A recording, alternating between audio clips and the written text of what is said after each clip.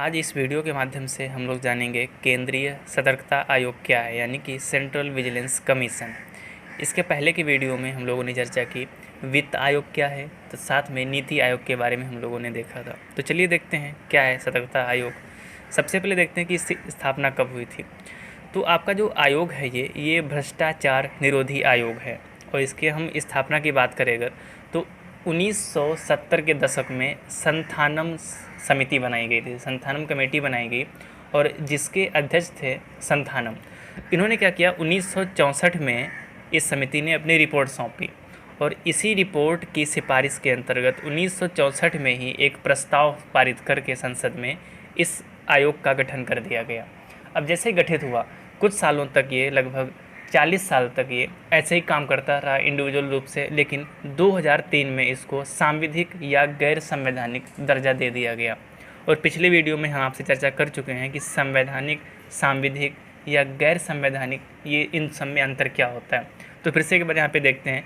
सांविधिक या गैर संवैधानिक का मतलब होता है जिसका उल्लेख संविधान में नहीं है, और संवैधानिक का मतलब होता है कि संविधान में कहीं ना कहीं उसका उल्लेख हो।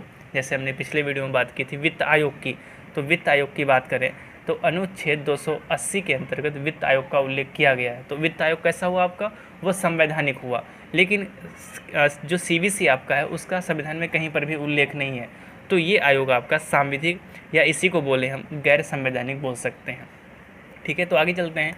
इसकी संरचना के बारे में बात करें अगर, तो ये एक बहुसदस्यीय संस्था है, यानी कि एक से ज़्यादा इसमें सदस्य होते हैं, जिसमें एक केंद्रीय सतर्कता आयोग तथा साथ में दो या कम, देखो दो होंगे, दो से कम क्या है, यानी कि एक, दो या एक इसमें जो है वो आयुक्त होते हैं। और इन, चाहे वो आपका केंद्रीय हो या फिर साथ में इसके आयुक्त हों, इनकी जो नियुक्ति होती है वो राष्ट्रपति के द्वारा की जाती है। ये आपको यहाँ पे याद रखना है। हो सकता है क्वेश्चन पूछ दे आपसे कि केंद्रीय सतर्कता आयुक्त की जो नियुक्ति है वो किसके द्वारा की जाती है, तो आपको बताना है राष्ट्रपति के द्वारा की जाती है। लेकिन ऐसा नहीं कि डायरेक्टली राष्ट्रपति जिसको चाहेगा वहाँ पे अपॉइंट कर देगा। उसके लिए क्या, एक प्रॉपर कमेटी बनेगी। उस कमेटी में होता क्या है, उस कमेटी में कौन कौन होते हैं, वो यहाँ पे बहुत ही महत्वपूर्ण हो जाता है। तो जो कमेटी बनेगी, जो समिति बनेगी केंद्रीय सतर्कता आयुक्त को नियुक्त करने के लिए, उसमें प्रधानमंत्री, लोकसभा के विपक्ष का नेता, साथ में जो गृह मंत्री होते हैं, ये 3 लोग शामिल होते हैं। और उसको चेयर कौन करता है, यानी कि इसका प्रमुख कौन होता है समिति का, वो राष्ट्रपति होता है। तो तीनों लोग मिल करके, कौन कौन से, पीएम, लोकसभा के विपक्ष का नेता और साथ में जो गृह मंत्री, ये तीनों लोग सिफारिश करेंगे भाई कि इस पर्सन को केंद्रीय सतर्कता आयुक्त बना दिया जाए। तो राष्ट्रपति क्या करेगा, उसी नाम को आगे फॉरवर्ड करेगा, वहाँ से उसको फिक्स कर दिया जाएगा उसके लिए। अब अगला जो यहाँ पे महत्वपूर्ण होता है कि इसका कार्यकाल ये मान के चलिए 4 साल या 65 साल। अब यहाँ पे इसका मतलब क्या है, देखो ऐसा तो है नहीं कोई 20 साल में आपका सीवीसी बन जाएगा भाई, उसके लिए बहुत बड़ा एक्सपीरियंस होना चाहिए, क्वालिफिकेशन होना चाहिए। तो उसका जो कार्यकाल, मान लीजिए कोई व्यक्ति 62 साल में बना, ठीक है, तो 65 वर्ष यानी कि 65 साल आते आते उसकी उम्र तक वो रिटायर हो जाएगा, यानी कि इसका कार्यकाल कितना हुआ, केवल 3 साल। अगर कोई मान लीजिए 59 ईयर में बना तो वो केवल 4 साल, क्योंकि 65 साल अगर पूरा करेगा तो उसके लगभग 6 साल हो जाएंगे, लेकिन 6 साल नहीं उसको रखना है, उसको रखना कितने साल है, केवल 4 साल, यानी कि दोनों में से कोई भी पहला आ जाए। मान लीजिए 61 साल में बना है वो, अगर 61 साल में कोई भी सीवीसी बना है तो 65 साल तक उसकी जो लास्ट लिमिट है, अपर एज है, वो भी कंप्लीट हो जाएगी, जो उसका कार्यकाल है 4 साल का वो भी कंप्लीट हो जाएगा। ठीक है, तो कहने का मतलब या तो 4 साल के लिए रहेगा, या फिर अगर 64 साल में बना है और अगले साल उसका अपर एज 65 साल आ जाएगा तो 1 साल में वो रिटायर हो जाएगा।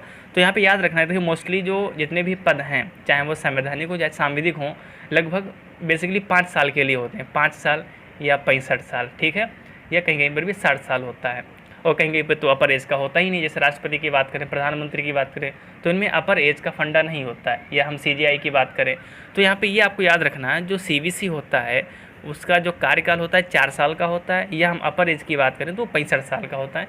ये भी यहाँ पे जो है आपको याद रखना है।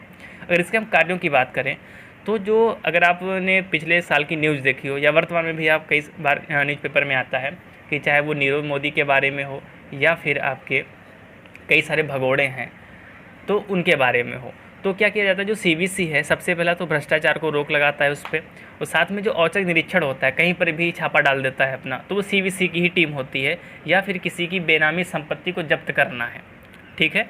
अगर किसी की बेनामी संपत्ति को जब्त करना है तो सीवीसी ही उसको हैंडल करेगा।